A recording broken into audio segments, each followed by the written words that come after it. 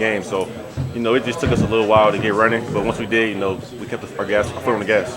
What did you see from Noah between the early part of the game and then when you started to build that?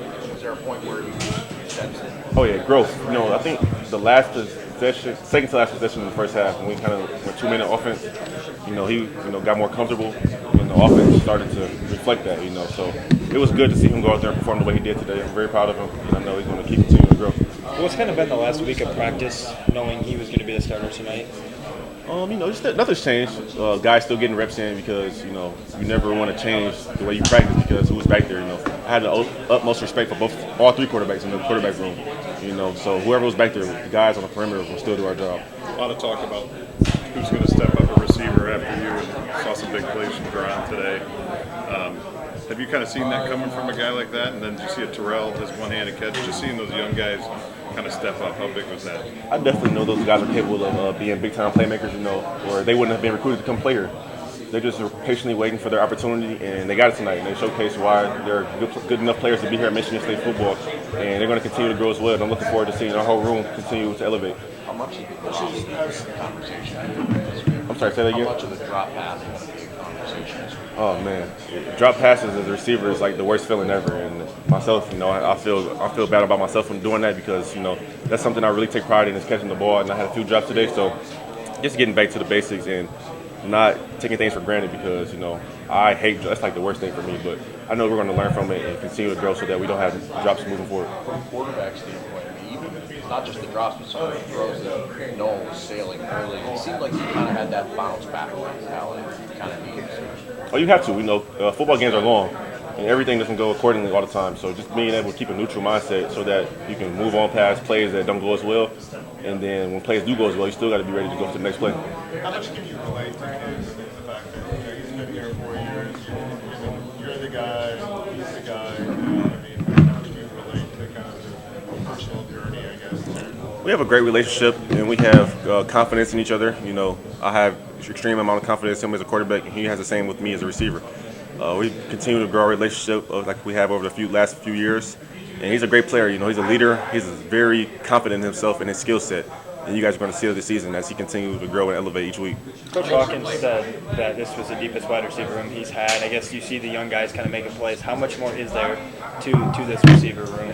We're just scratching the surface. It's game one. We're going to continue to get better every week. We got to just get back to the drawing board, learn from our mistakes so we don't make those again, and continue to grow and get into our next opponent as well. I thought you were starting like quarterback. See, my play didn't get called, so they didn't put me back there. How important do you think it was for him to kind of work the early, slow start and kind of find yourself? Just to kind of get that out of your way. It's actually great to experience that, especially early in the season. You want to face a little adversity so that when we face it later down the season, it's not the first time. So it's actually perfect.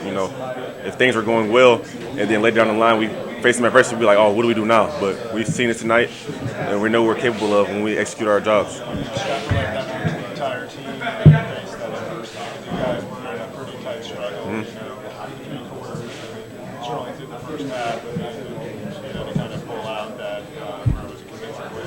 How important was that to kind of see the team work through some stuff to kind of get that? Yeah, first, I just want to tip my hat off to Central Michigan. They had a great game plan. The guys came out there and played hard and physical. They did a good job of what they did in the first half, and it was, like you said, a very tight game. We came in at halftime, made some adjustments so that we can, do what we needed to do to win the game, and that's what we did in the second half. Trey, how about just Tyrell and what he was able to do in the return game and receiving game as well? I was very excited to see him on the field this game, because I know the type of player he is. I've seen him play in high school. He's very, very electric when he gets the ball, and he got opportunities tonight, and he made something happen with it. How big is it to get these 50-50 balls? Some of the guys that were catching stuff doing better than 50-50 balls. How big is it for a receiving core when you're breaking a lot of new players to get guys to go make big plays, whether it's one-handed or sidelines? It's great for confidence. When guys see that they're, can make plays like that, it just boosts their confidence even more, and then they continue to make more plays like that because they know they're capable of doing it. So just seeing, we had 7 guys, suit up tonight at receiver, and everyone was able to get out there and get their feet wet, which is good, especially earlier in the season, because we're going to need every single guy in the room. Talk about the Central's defensive scheme being good. They did some good personnel as well. What were they doing? What were they trying trying to take away with this? Just a lot of movement on the back end, just keeping us on our toes. Sometimes they were jumping around, moving around, just trying to throw us off of our conversions and stuff with routes. So just them being very, like I said, just moving around a lot kind of can be very difficult to gauge. But once we gauge it, we took care of business. So with those magic hands, when's the last time you dropped 2 balls in a game? That's literally what everybody was saying to me. Like, I'm very disappointed in myself, but Remember having a game with? I don't. But it's a part of the game,